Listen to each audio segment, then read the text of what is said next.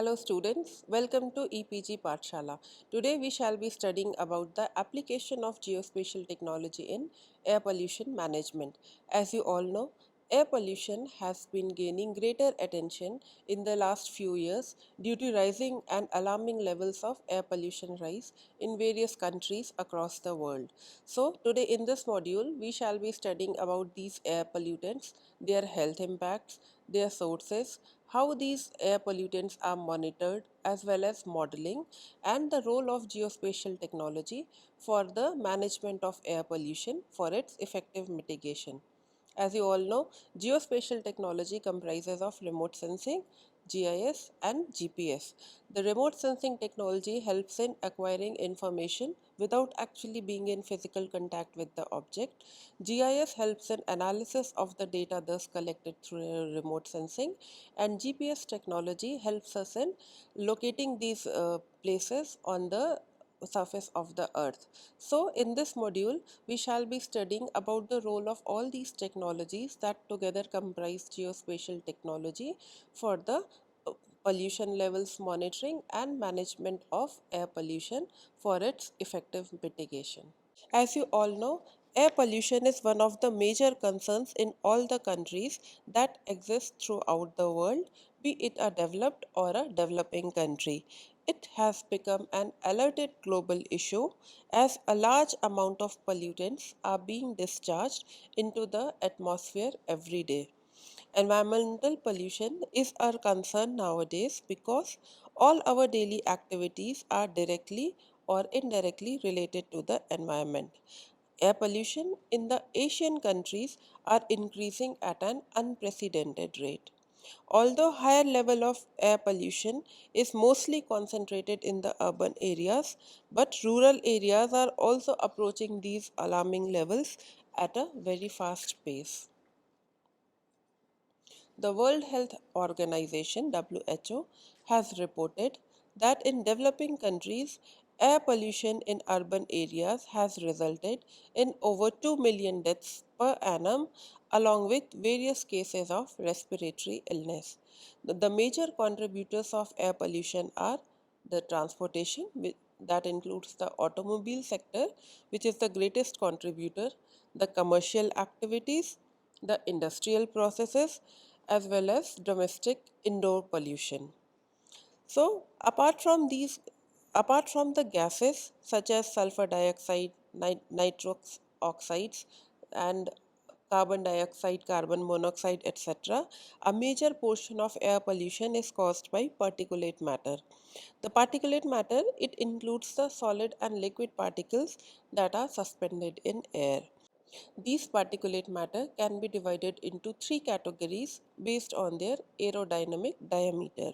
The first category is PM10, which includes the particles that have aerodynamic diameter less than 10 microns. Second is PM2.5, in which the particles have aerodynamic diameter less than 2.5 microns. And the last one is PM0.1, which has aerodynamic diameter less than zero point 0.1 micrometer. Now coming to the health impacts of air pollution, the most common health problems that are caused because of air pollution are related to the following body systems, which could be respiratory. As we know, the lungs are the main receptors of pollutant levels.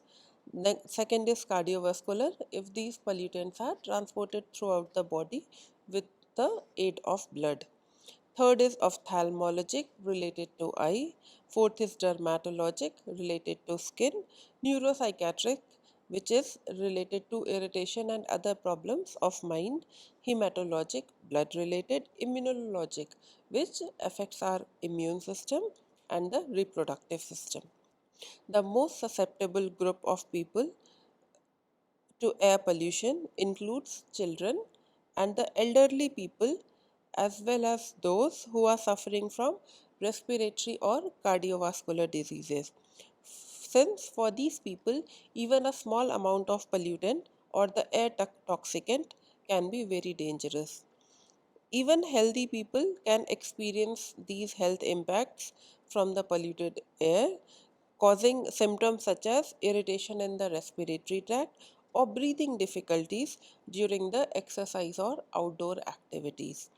The current health status, the type of pollutants, concentration, and the length of exposure to these pollutants actually defines one's actual risk to the pollutants or their adverse effects.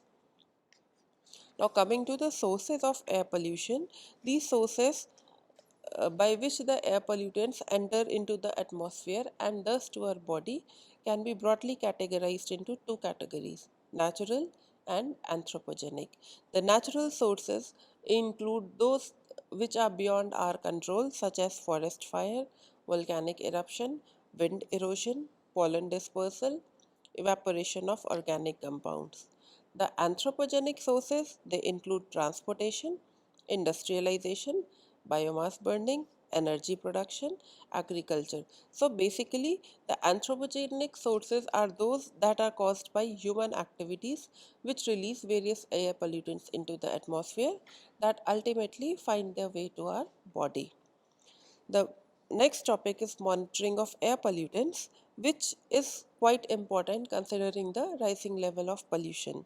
In India and several other countries, monitoring is done manually using various air samplers such as high volume samplers, fine particulate matter samples, indoor and handheld samplers, gaseous samplers, laser based instruments.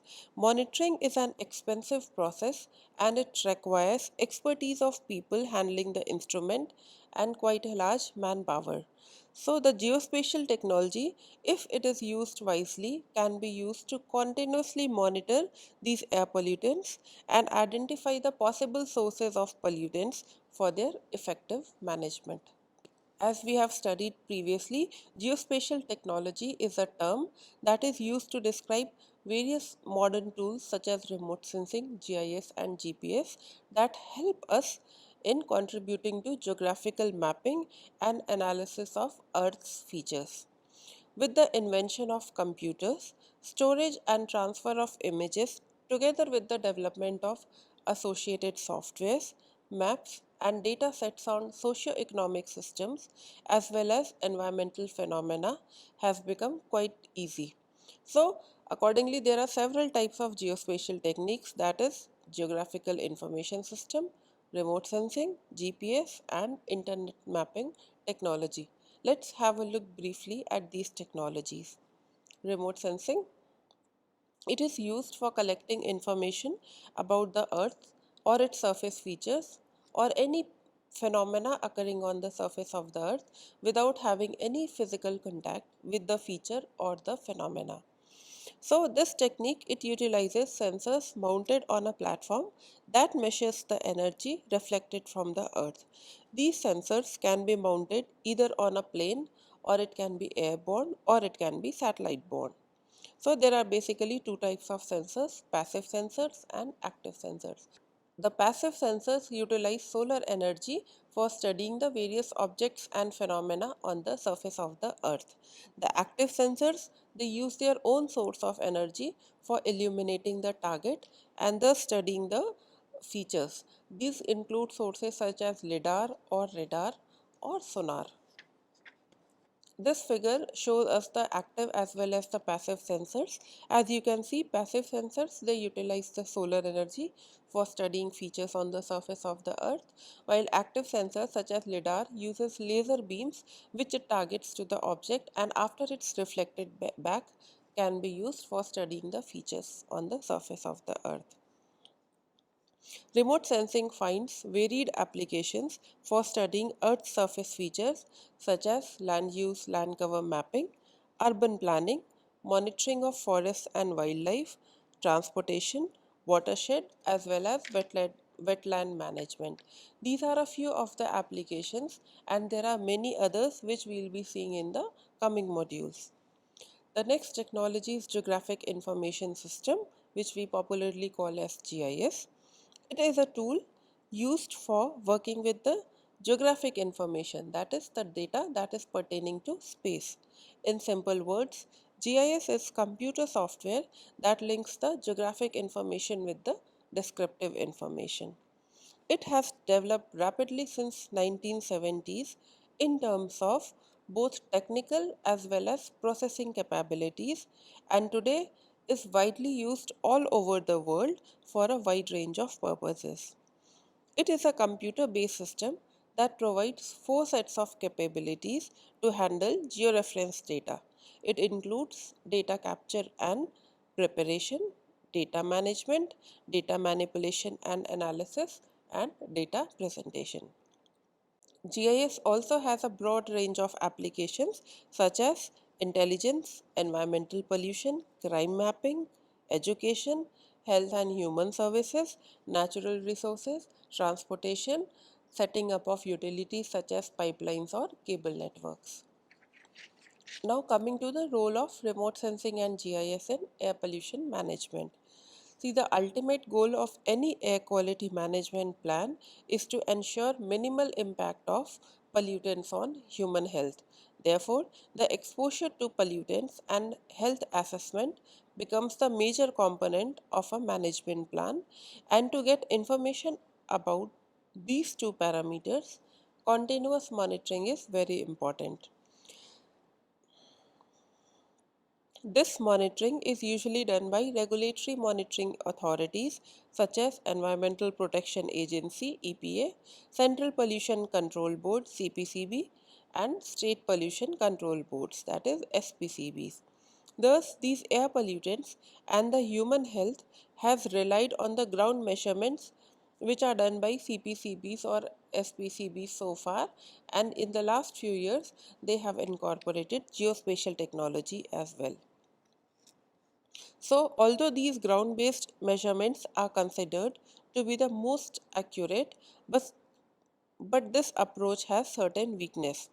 The ground monitors cover the area sparsely and it's difficult in unevenly distributed areas. Further, this ground based monitoring is mainly focused in the urban and maybe some suburban areas. To overcome these issues and to get continuous data, the use of remote sensing technology has increased in the recent past. It covers a larger area that includes the remote areas as well, where human access is generally difficult.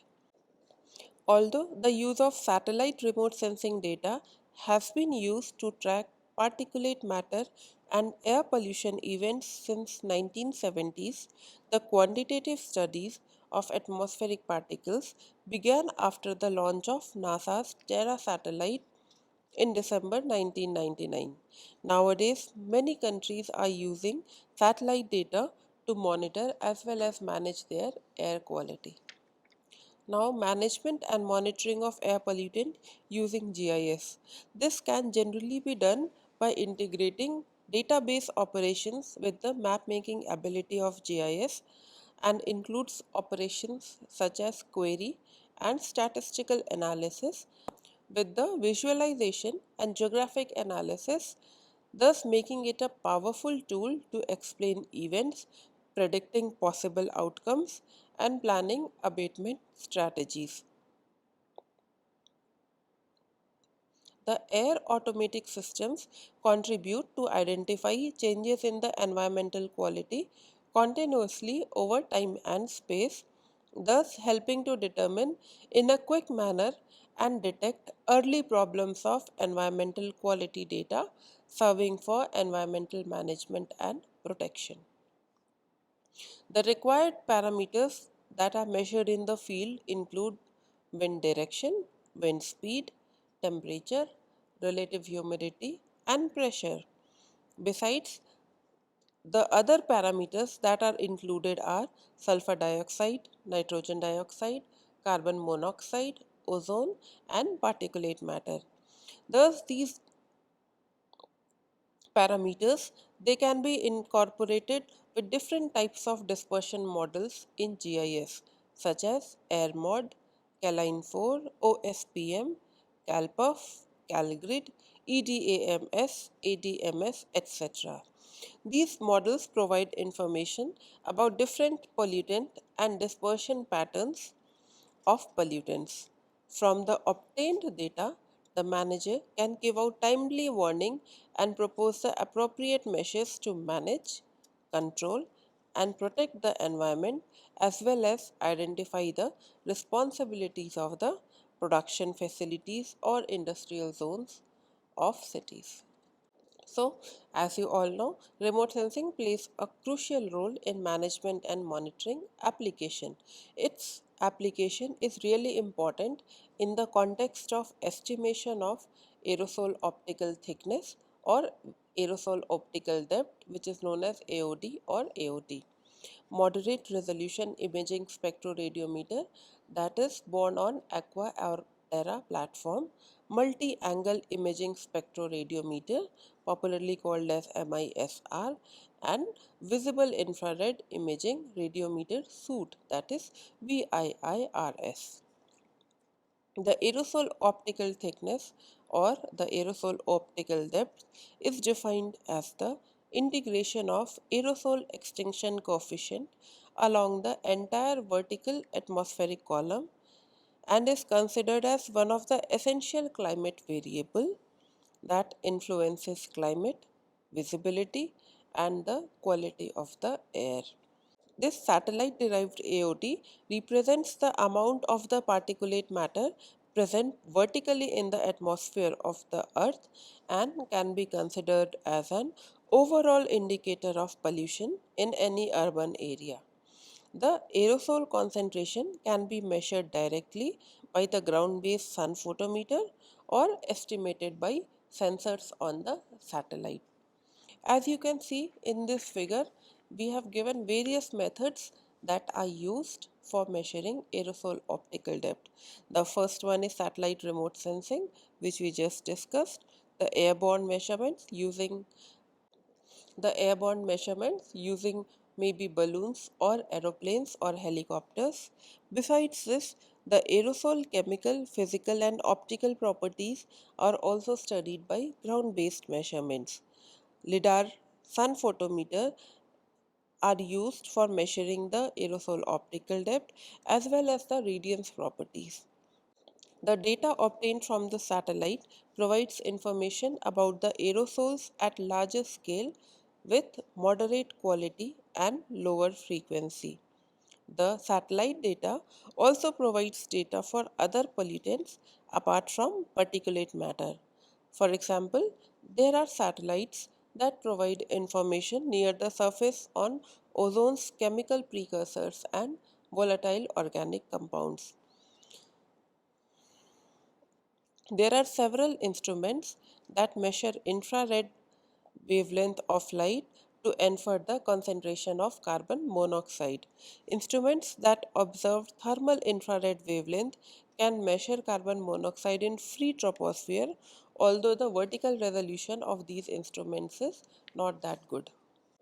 So, the management process requires information about the pollutant, and after getting requisite information about the pollutant, it becomes easy to manage. This eventually provides the evidences which are used in establishing the source transport receptor relations of aerosols over a synoptic scale. Moreover, the satellite data of atmospheric composition are often used to identify the pollution emission, the transboundary movement of the pollutants, the forecasting of the air quality, and also relating the air quality with human health. This geospatial technology helps us in providing information on how much exposure of a population that is affected, and it also determines the environmental impacts of these air pollutants from the present to future developments. Therefore, it gives a chance to the decision makers to establish strategies that can minimize the pollution levels. This can also provide data about the population health risk status, like information regarding cancer, allergy, and respiratory problems, and the data can be used effectively to tackle the root cause of the problems related to air pollution. So, dear students, at the end of this module, I hope you would be able to appreciate the role of geospatial technology in monitoring as well as managing the air pollution. In this module, we have studied what are the various air pollutants that includes both gases as well as particulate matter, the classification of these particulate matter, the health impacts of these air pollutants, the various sources that contribute to air pollution, as well as the managing and monitoring of these air pollutants. The monitored data can be integrated into GIS technology and remote sensing technology with various models that we have discussed in this module, and these models are very effective in managing as well as mitigating the air pollution levels. I hope you all have been benefited from this module. Thank you.